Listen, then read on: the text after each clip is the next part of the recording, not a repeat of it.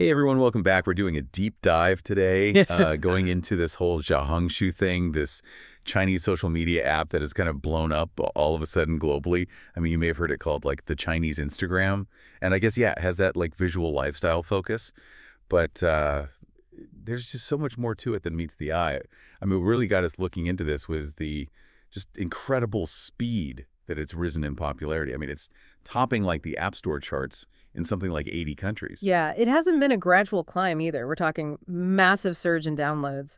And, a lot of it seems to be connected to this potential TikTok ban looming here in the U.S. It's like people are scrambling for alternatives, and xiaohongshu is just right there, waiting right there. So, okay, just try and imagine this January 14th to 16th, just 72 hours. That's all it took for this app to just explode from like relative obscurity to, a global phenomenon. Yeah. I mean, we even found stories like Olivia, this American user, saying she feels empowered by joining xiaohongshu. It's almost like a statement, Like users are banding together and saying, we're not going to just accept whatever Meta throws at us. And the thing is, it's not just Americans, jumping on this bandwagon. We're seeing users from all over the world, flocking to xiaohongshu. Even celebrities are getting in on the action. Like comedian Jimmy O Yang, he's racked up almost 200,000 followers already.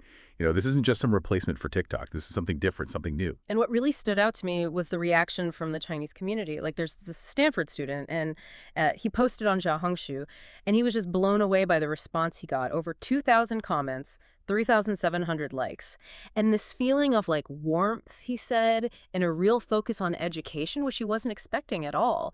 Is this something you've noticed, this kind of positive interaction? Definitely.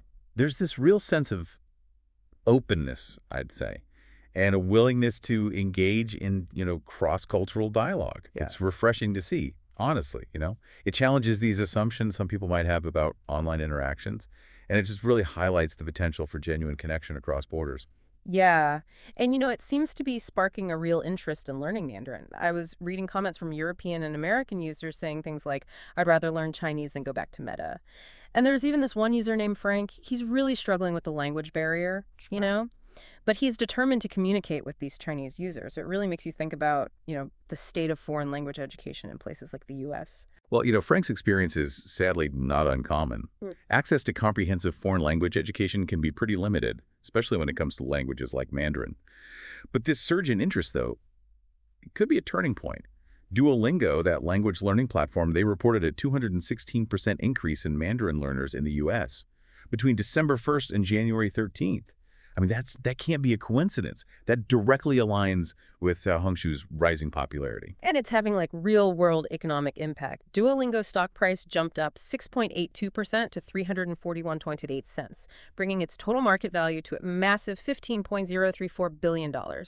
So, we're not just talking about some social media trend here. This is a cultural shift, and it has the potential to, really reshape the way we communicate globally. It's certainly something to watch closely, this whole, unexpected outcome of this potential TikTok ban, this sudden global interest in a Chinese app and a surge in Mandarin learning. It really raises some interesting questions. Yeah, like, is this just a blip on the radar, or are we witnessing the start of something much bigger? Yeah, it really makes you wonder, what is it about xiaohongshu that's resonating so strongly with people? Well, one thing that keeps coming up in these articles is this sense of authenticity. Like there's this rawness to the content, that you don't always see on other platforms. It's less about like the perfectly curated feeds and more about sharing, genuine experiences. Right. You see a lot of user-generated content focused on everyday life, travel adventures, personal stories. It's like getting a glimpse into someone else's world, without that filter of professional influencers or like heavily edited photos.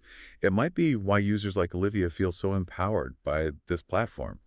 It lets them be themselves without that pressure to conform to a certain image. And then there's that whole community aspect. xiaohongshu seems to have this real sense of camaraderie. Like it goes beyond just liking and commenting on posts, And one of the key features, I think, that contributes to that is their little red book system.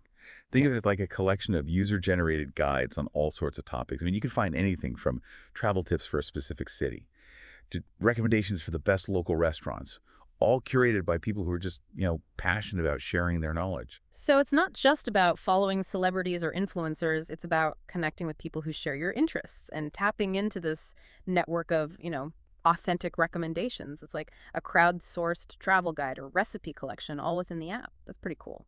Absolutely. And what's interesting is how xiaohongshu manages to be this global platform, while still maintaining its very distinctly Chinese identity. It's like this window into Chinese culture and lifestyle, which is fascinating for users who, might not be familiar with it. Especially for American users, right? It's a chance to kind of step outside their comfort zone and experience a different perspective on things, to learn about, Chinese customs, traditions, values firsthand.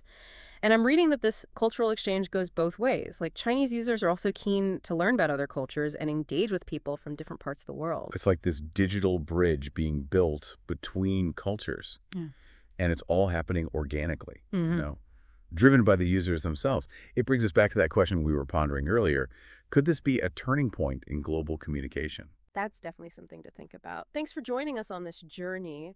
Until next time, keep exploring, keep learning, and keep connecting. Yeah.